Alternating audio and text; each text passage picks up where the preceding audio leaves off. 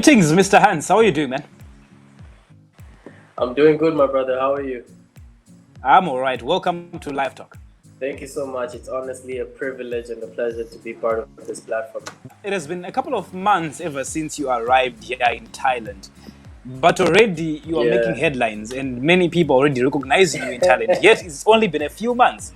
I mean, can you tell us more about your career in terms of football? Can you just give us a brief introduction concerning football so that those that don't know you can at least have a clear understanding of what exactly we're going to be talking about?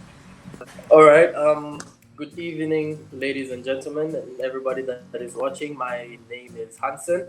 I am a 19-year-old Tanzanian footballer, and currently I play in Thailand in the Bangkok Premier League at a team known as Toa Dovakem, and I am under Asia Football Showcase.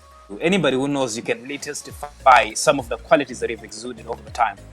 I have met you it's been like 8 months already, but ever since I've been noticing some Almost eight certain months. qualities that have been already exuding and sharing with other people, and things like persistence, discipline, and anybody who knows you can see that, and they can already testify that this guy is straightforward. This guy knows what he's doing. Can you just tell us some of those qualities in brief? What are some of the most important qualities that you consider when it comes to your career and the success that you've achieved so far? Firstly, I'd like to acknowledge the fact that you have seen those qualities in me. I truly appreciate that.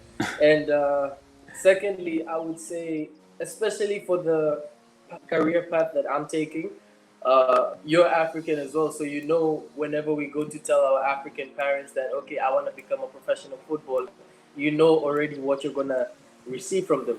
So, I think the most important thing is persistence. You need to be very persistent, because even our African parents, once they see that, okay, he's actually serious with what he wants to do, they will give you their full support. I can testify that with my parents.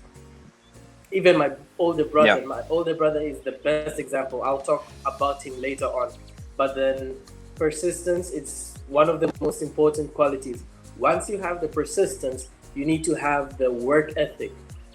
And you don't only just work hard, you need to work smart. And another thing which is very important is having the discipline and being willing to make sacrifices. I think, as for me, those were the three main pillars that I still focus on: persistency, discipline, and sacrifice. Are you able to dive more into detail, even giving some personal examples? I mean, recently you've been injured, but still you are on to the game, yet you've been injured. You played recently, was it yesterday, that you played a game, yet you were injured? I mean, come on, man. What's going on? Can you just give us some light in relation to persistence and how much you've got so much dedication to your game? Okay, about the injury, actually, I would say this is where God comes in. We humans, I would say the doctors told me that I wouldn't be able to play until the beginning of December. And of course, for me, I was very, very disappointed. I was like, okay, not being able to play till December, that's a long time. And this happened by October. I think it was mid-October. So it was difficult for me. But then this is where God comes in. God was like, okay, the doctors tell you this, but I have different plans for you. So after 2 weeks after I attained the injury, I went for scans, and the doctors were completely shocked because I had a muscle tear on my knee, and literally there was nothing. Literally, it was completely healed, and it doesn't, like, honestly, the doctors were completely shocked, and so was I, really, because I also didn't really feel as much pain anymore.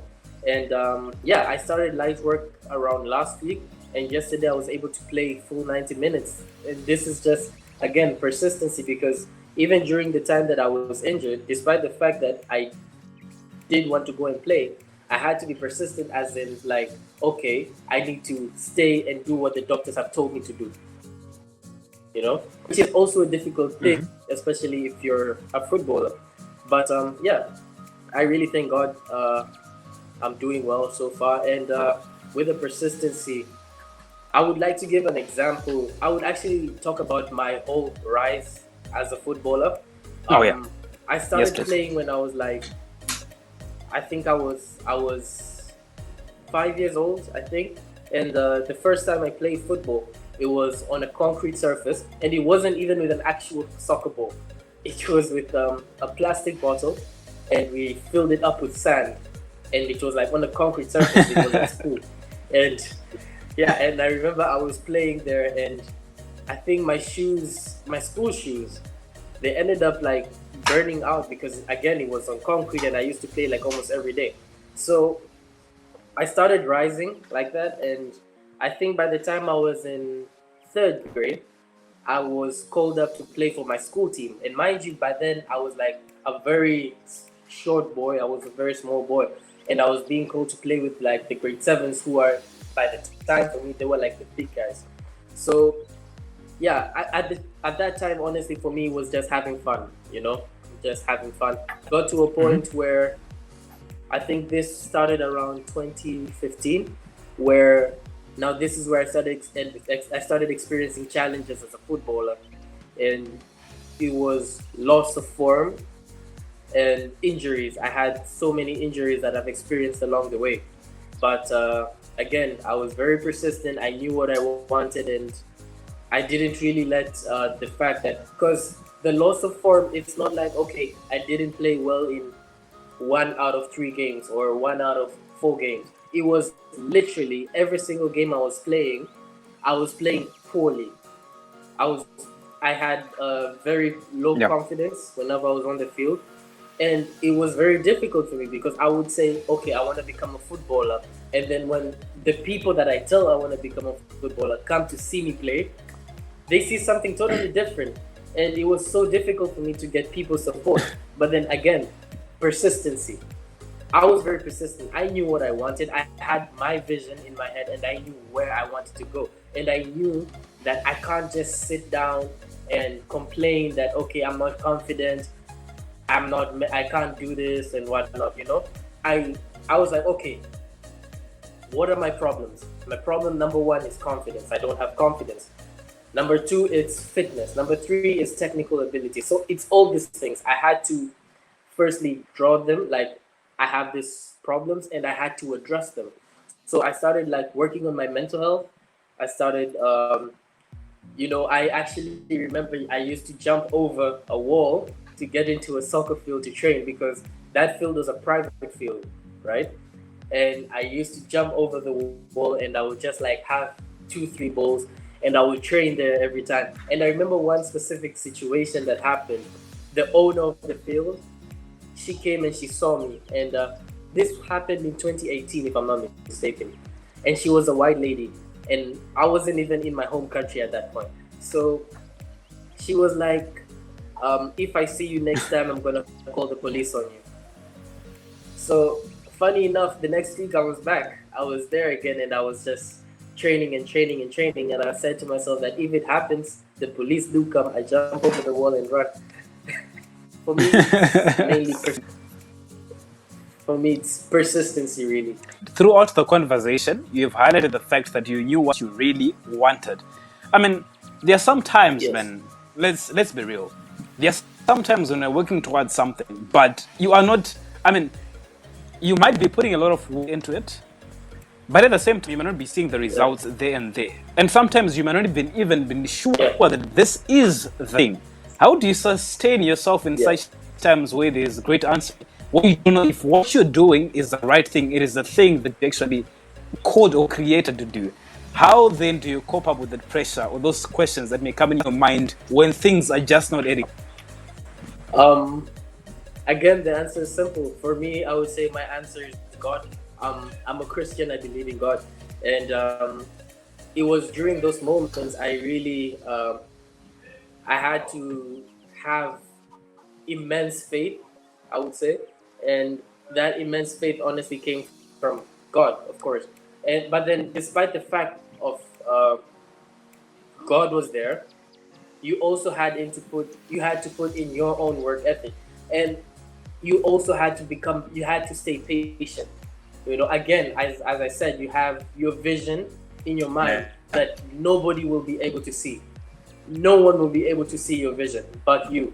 So when people outside come and speak certain things, because people will always talk, whether we like it or not. People will always talk. It's just gonna happen. However, you have your vision in your brain, and you know that no one can see it, and no one can actually come in to affect it. Like, you are responsible for that vision.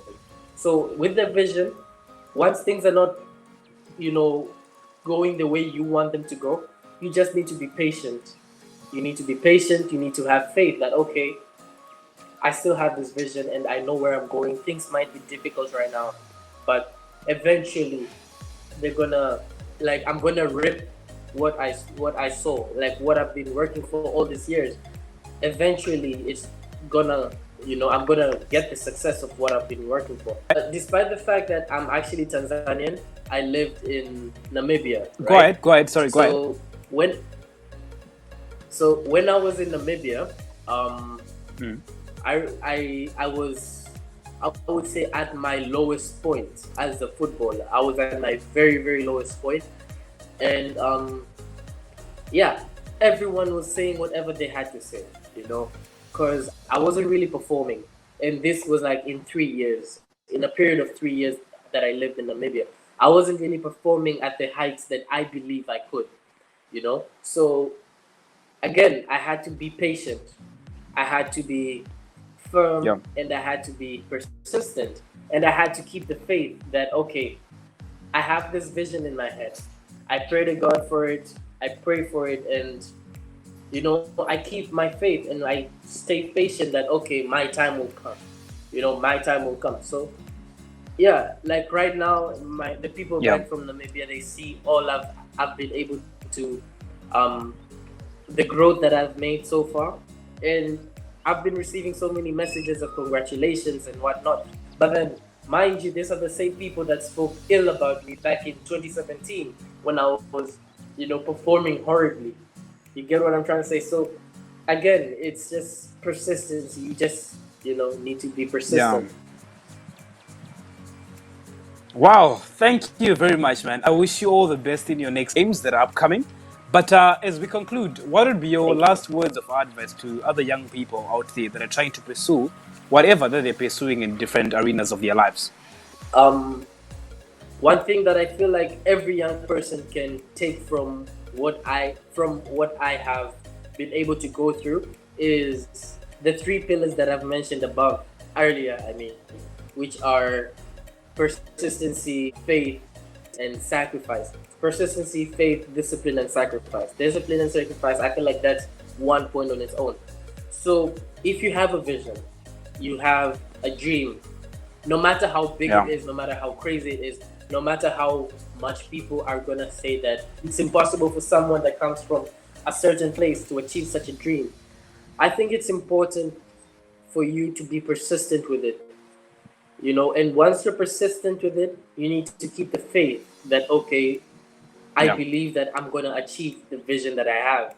And once you do that, you need to be able to make so much sacrifice. And by the sacrifice, I'm talking about, like, your friends are going to invite you to say, let's go to a club at night, at a certain time, let's go to a club. And you know that, okay, the next morning I need to wake up early and, get on my grind. You need to have the ability, the sacrifice to say, okay, I'm not going to go to the club, but then I'm going to sleep early so that I can wake up early in the morning and be able to work on my goals. You get what I'm trying to say? And yeah, I feel like this is just a simple example. Yeah, I do. It's really important to have these 3 pillars coordinated. And of course, the most important thing is God. Once you have God with you in the plans that you have, everything is just going to fall through. All right. Thank you very much for being with us, Mr. Hans. We wish you well. It's a pleasure. In your career Thank you for the invitation. Thank you so much. I truly appreciate it.